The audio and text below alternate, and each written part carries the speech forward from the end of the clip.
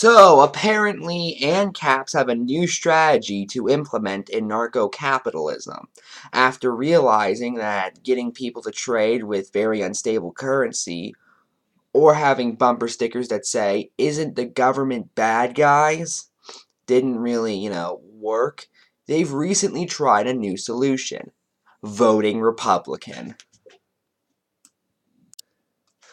These guys call themselves Vocaps, or Vote Capitalist. It's a movement that was started by Mr.Dapperton because he's been spending the last year or so desperately trying to explain his support for Donald Trump, even though he's a libertarian. Essentially, after the whole Anarchy Ball thing, where Anarchy Ball, falsely, mind you, accused him of being funded by the Republican Party, he's been essentially taking that, praising Donald Trump more, and then finding every excuse possible to explain why the interventionist, mind you, I thought libertarians were against that, I thought it was all non-aggression, interventionist candidate, or interventionist president, who, may I remind you, just added a tariff on solar panels. He just added a tariff on solar power, by the way. Where's Dapperton on that? Because at the end of the day, Dapperton knows where his loyalties lie. But, okay, fine, I'll be fair. Let's actually look at the idea of Vocaps. Their idea is simply they're going to vote for candidates who support smaller government. Okay, I guess that's fair. However, first off, I just want to let you guys know, this is a warning. This is a warning. You guys already tried this. You guys, whenever I hear anarcho-capitalist talk, it's always Ron Paul, Ron Paul, Ron Paul, Ron Paul, Ron Paul, Ron Paul, Ron Paul, Ron Paul. Whenever somebody asks them, oh, are there any congressmen that you actually like, they're like, oh, Ron Paul's so amazing, he's just perfect, he's just great, he's amazing, let me tell you how amazing he is, oh my god, oh my god, oh my god. In that order. Well, Mr. Dapperton,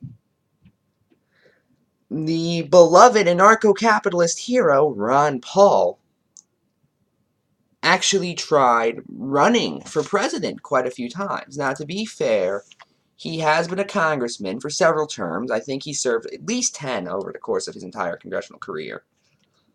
Maybe even like 15 or 20. However, that was a small district in Texas, and really, being a Republican in Texas is essentially an automatic win, But okay.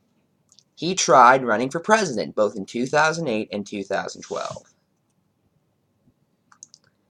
Both times he lost. He came in, I believe, 3rd place in 2008 and 4th place in 2012.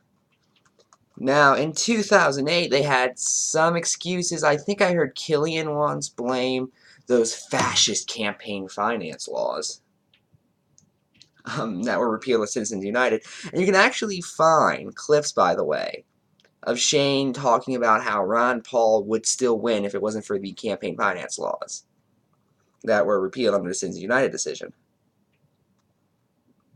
Who, by the way, Dapperton loves Shane Killian. He put him at #1 of his top 10 favorite anarcho-capitalist YouTubers. So Ron Paul ran again in 2012. And this time he ended around the same place.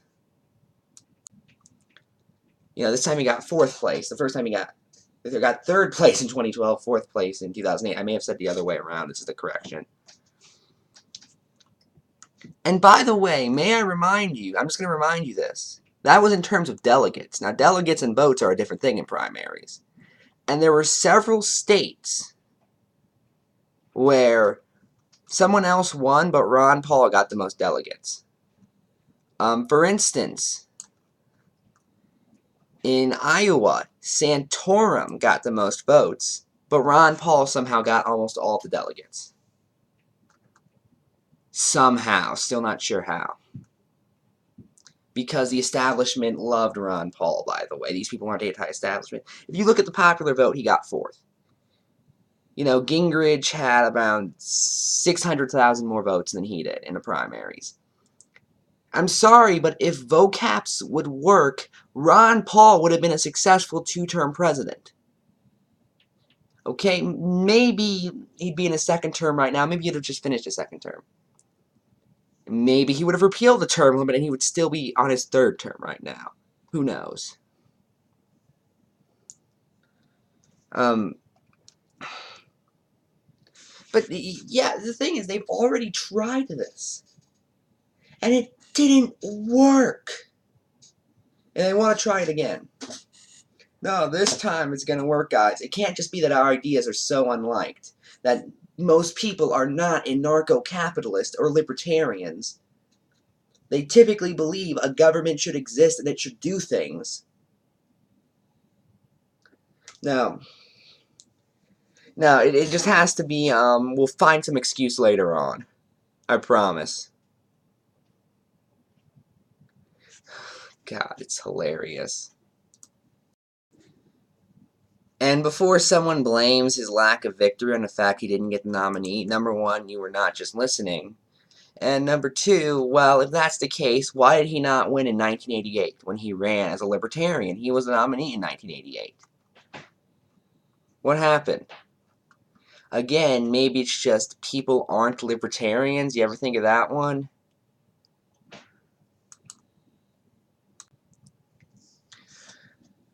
But that's it. I'm Ephrom, and good night.